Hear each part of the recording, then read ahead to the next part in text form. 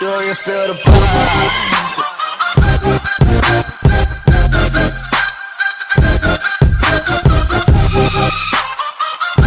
I don't know why, but I didn't really expect it to say the Call of Duty to pre-order it.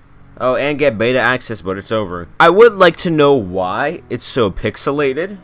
I don't know if it's just because of my resolution, but that is weird. But anyways, guys, my dogs are barking in the background, so try and ignore that. Every time I try and speak, my dogs are barking. But as you can tell by the title, we are on Advanced Warfare. What? Advanced Warfare?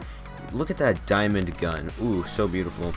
But it's actually just recently been backwards compatible on Xbox, and you know, it's kind of like pouring water on yourself in a pool. Unfortunately, I don't have any of the map packs. I don't want to download any of them, but it is definitely an interesting game. Woo!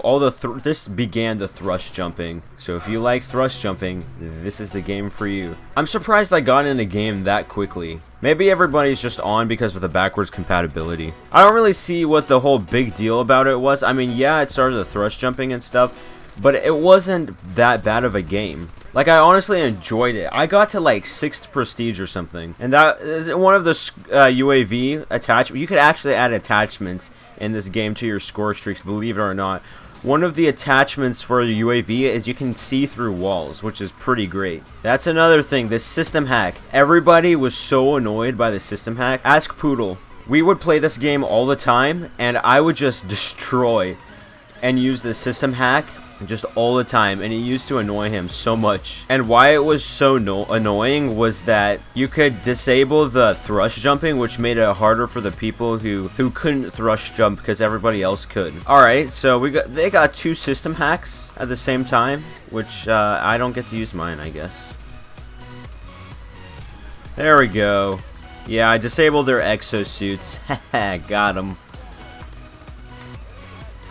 Oh my goodness, there's like 5 of them in there. I'm not gonna lie, I was actually really good at this game. This was the first and only Call of Duty that I have gotten a 30 kill streak on. This was a Call of Duty that started a whole bunch of things. Obviously the thrust jumping. Another thing was the customization. In this game you could customize pretty much everything. And as you can tell by the loading screen, my guy was looking pretty swaggy. I'm sorry to hurt your ears by saying the word swaggy, but one thing I really like about this Call of Duty though is how I actually just forgot what I was saying, so just scrap that. Oh yeah, I was gonna say how you could like like melee people and it would actually kill them instead of just like hitting them in like the new Call of Duties. This also started the supply drop thing. Ooh, some people, you know, some people really enjoy that. And I am like 6th prestige or something. This is my combat record. 14, almost 15,000 kills, almost 500 wins. That is pretty crazy. I guess it doesn't show my prestige, but I know that I'm like prestige 4 or 6 or something around there. I remember this was a pay to win game, which, you know, like nobody really liked. And if you don't know what I mean by that, I mean that like since they added supply drops, they added all these weapon variants like this one. This is the Bal Inferno, and what people didn't like about it was that it obviously the pay to win, but it was that you had to basically win the game, you had to get better weapons. And the thing is, you can only get those through supply drops.